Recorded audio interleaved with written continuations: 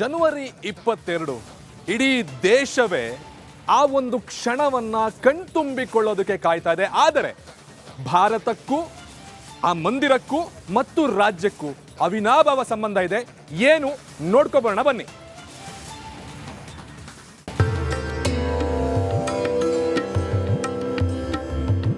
ಕೊಪ್ಪಳ ಜಿಲ್ಲೆಗೂ ರಾಮಾಯಣಕ್ಕೂ ಅವಿನಾಭಾವ ಸಂಬಂಧವಿದೆ.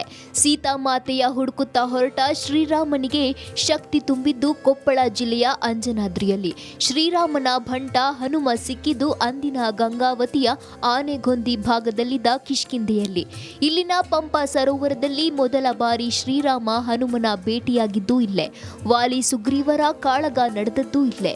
ವಾಲಿ ಸೋಲಿಸಿ ಸುಗ್ರೀವನಿಗೆ ಕಿಷ್ಕಿಂಧೆ ನೀಡಿದ ರಾಮ ಸೀತಾ ಹುಡುಕಾಟಕ್ಕೆ ಹೊರಟಾಗ ಶಬರಿ ಭೇಟಿಯಾಗಿದ್ದು ಇಲ್ಲೇ.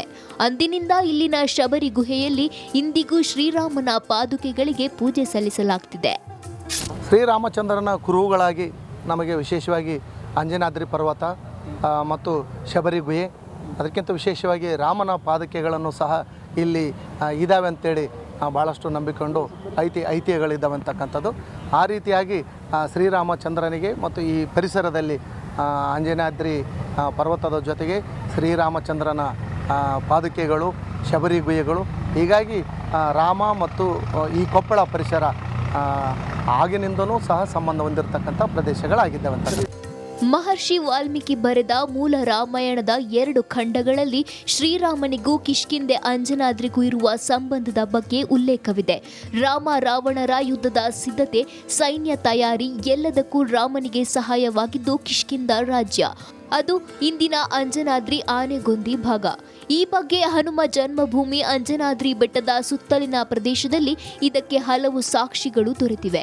ಇದರಿಂದ ರಾಮಾಯಣಕ್ಕೂ ನಮ್ಮ ಕೊಪ್ಪಳ ಜಿಲ್ಲೆಗೂ ಅವಿನಾಭಾವ ಸಂಬಂಧವಿದೆ ಅಂತಾರೆ ಇತಿಹಾಸ ತಜ್ಞರು. ಆನೆಗುಂದಿ ಪ್ರದೇಶಕ್ಕೂ ಮತ್ತು ಶ್ರೀರಾಮನಿಗೂ ನೇರವಾದ ಸಂಬಂಧ ಇದೆ. ಸೀತೆಯನ್ನು ಹುಡುಕ್ತಾ ಅವನು ಮೊಟ್ಟ ಮೊದಲಿಗೆ ಆಗಮಿಸಿರ್ತಕ್ಕಂಥದ್ದು ಆನೆಗುಂದಿಯ ಕಿಷ್ಕಿಂಧ ಪ್ರದೇಶಕ್ಕೆ. ಅವನು ಮೊಟ್ಟ ಮೊದಲಿಗೆ ಇಲ್ಲಿ ಈ ಪ್ರದೇಶಕ್ಕೆ ಬಂದ ನೆನಪಿನಿಗಾಗಿ ತುಂಗಭದ್ರಾ ನದಿಯ ತೀರದ ಮೇಲೆ ರಾಮಚರಣಗಳನ್ನು ಅವನು ಕೆತ್ತಲಾಗಿದೆ. ಆ ಕುರುಹುಗಳನ್ನು ನಾವು ಗುರುತಿಸಬಹುದು. ಎರಡನೇದಾಗಿ ಅವನು ಪಂಪಾ ಸರೋವರದ ತೀರದಲ್ಲಿ ಅಡ್ಡಾಡಿ ಅಲ್ಲಿ ಶಬರಿಗೆ ದರ್ಶನ ಕೊಟ್ಟ ಬಗ್ಗೆ ಕೂಡ ಉಲ್ಲೇಖಗಳಿವೆ. ಹಾಗಾಗಿ ಪಂಪಾ ಸರೋವರ ಕೂಡ ಅವನು ಒಂದು ನಡೆದಾಡಿರತಕ್ಕಂಥ ಸ್ಥಳ. ಸದ್ಯ ಅಯೋಧ್ಯೆಯಲ್ಲಿ ನಿರ್ಮಾಣವಾಗಿರುವ ಭವ್ಯ ರಾಮ ಮಂದಿರಕ್ಕೂ ಅಂಜನಾದ್ರಿಯಿಂದ ಕಲ್ಲುಗಳನ್ನು ತರಲಾಗಿದೆ. ರಾಮಾಯಣ ಹಾಗೂ ಶ್ರೀರಾಮ ರಾವಣನ ಸಂಹಾರ ಮಾಡಲು ಹನುಮಂತ ನೆರವಾಗಿದ್ದು ಇಷ್ಟೆಲ್ಲ ಪ್ರಹಸನಕ್ಕೆ ಸಾಕ್ಷಿಯಾಗಿದ್ದು ನಮ್ಮ ಕಿಷ್ಕಿಂಧೆಯ ಅಂಜನಾದ್ರಿ ಎನ್ನುವುದೇ ನಮಗೆಲ್ಲ ಹೆಮ್ಮೆಯ ಸಂಗತಿ. Hiremath republic TV Kannada Koppal.